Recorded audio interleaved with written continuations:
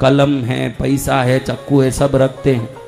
जैसा ही किस चीज को बच्चा पकड़ता है उसकी प्रवृत्ति को समझ लेते हैं, माता पिता उसी हिसाब से उसका आगे पालन पोषण करते हैं। पुराने जमाने में ये था, आज भी दक्षिण में है।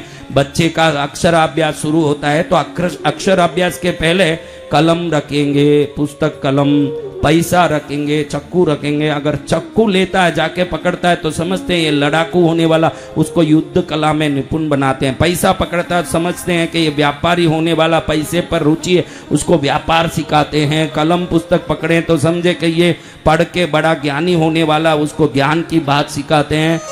पुत्र का पैर पालने में दिख जाता है कि वो कैसे होने वाला है। जय जय गुरुदेव। बच्चा बड़ा संस्कारी हुआ, शिव भक्त हुआ, शिव के नाम से जीवन को धन्य करने वाले बच्चे का स्वरूप देखो तो ऐसे लगे कि साक्षात कार्तिकेय भगवान रूप लेके आए हों।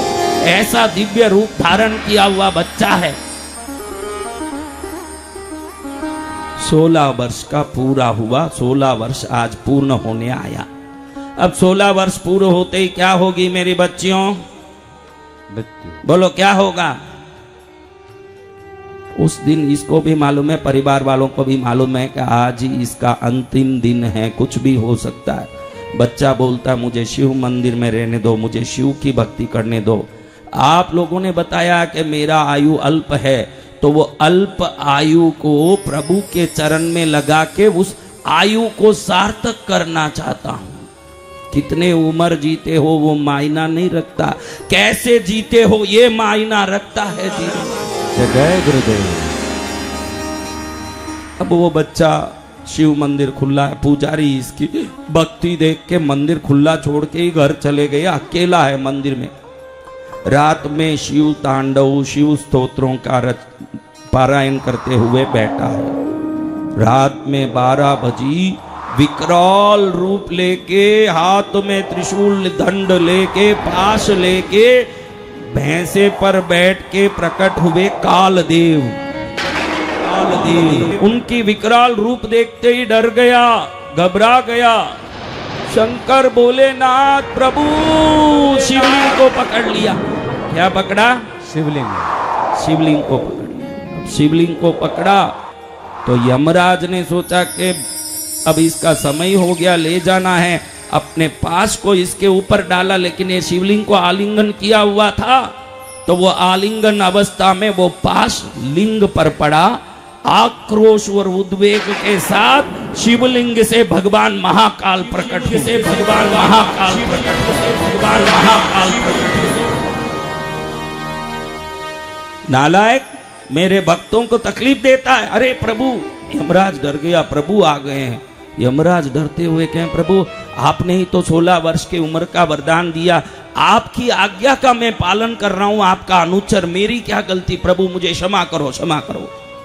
अच्छा, मैंने आज्ञा दी थी, आज्ञा तो मैंने दी थी, उस आज्ञा का भी मैं पालन करूंगा। दुनिया को ये बताऊंगा कि तकदीर में लिखा है या जो लिपि में लिखी है वो नहीं होती, भक्ति से जो होना है वो होता है।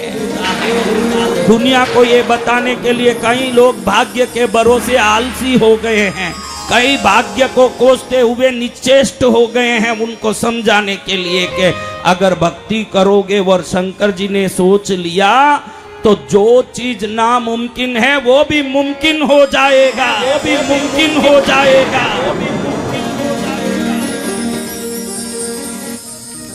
शंकर जी बोलते मैंने 16 वर्ष तक की आयु का वरदान दिया, ये तो सही है, लेकिन आज मैं आशीर्वाद देता हूं कि ये मृगंडू ऋषि का पुत्र मार्कंडेय सदा के लिए 16 वर्ष का रहेगा और अमर रहेगा, चिरंजीवी रहेगा। इस समय जो मार्कंडेय जी ने जो प्रभु को पुकारा था रो रो के, वो स्तुति बड़ा प्रसिद्ध है, मैं हर बार कहता हूं कहीं न कहीं। चंद्रशेखर चंद्रशेखर चंद्रशेखर पातु मां, चंद्रशेखर चंद्रशेखर चंद्रशेखर रक्ष मां, चंद्रशेखर चंद्रशेखर चंद्रशेखर पातु, चंद्रशेखर चंद्रशेखर चंद्रशेखर रक्ष मां। कल मेरे हाथ का नमक का पोटली कौन लेंगे, पूछा जिसको मैंने मंत्राया। कल कितने मिनट तक मंत्र चला बताओ? हाँ, वो नमक की पोटली कौन लेंगे, ये नींबू कौन लेंगे, कल धागा कौन लेंगे? पिछले बेंगलोर में तो हमारे चंदूलाल जी ले लिए धागा। उनके ऊपर जो जीवन में दाग था, दाग को निकाले वो धागा है। क्या है? दाग को निकाले वो धागा। तो उन्होंने भी बहुत बड़ा आयोजन किया, सोचा कि मेरा आयोजन है तो मेरा वो गुरुदेव का हाथ का धागा दूसरा कोई नहीं लेगा। जय जय गुरुदेव। वो मैं ही लूंगा। किसने सोचा? चंदूलाल जी और ने। मेरे घर का आयोजन है तो अभिषेक मैं ही करूंगा। ये है चंदूलाल जी। अब देखो महाराज, सदा के लिए मार्कंडेय अमर हो गए। लिख के क्या आए थे? 16 वर्ष की उम्र। फिर अमर कैसे हो गए?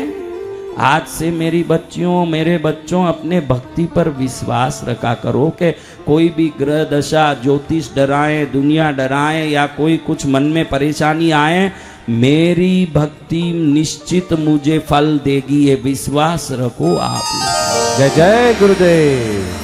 नहीं तो भक्ति क्यों करना? आप रोज कथाओं में जाते हो, अनुष्ठानों में जाते हो, नवरात्रि में व्रत करते हो, फिर बोलते हो भाग्य में लिखा वही होगा। भाग्य में लिखा हुआ ही होना हो तो इतने अनुष्ठान, यज्ञ, पूजा, कथा, आराधना क्यों हमारे शास्त्र में बताई? ये कभी कोई नहीं सोचता। ये इसलिए बताई है कि वो 50,000 सिक्कों के बोरे को गड्डी में बना के भार कम करते हैं, इसके सबके भार कम हो जाए। जय जय गुरुदेव। क्या हो जाए? भार कम हो जाए। किस किस को भार कम करना? हम सभी को।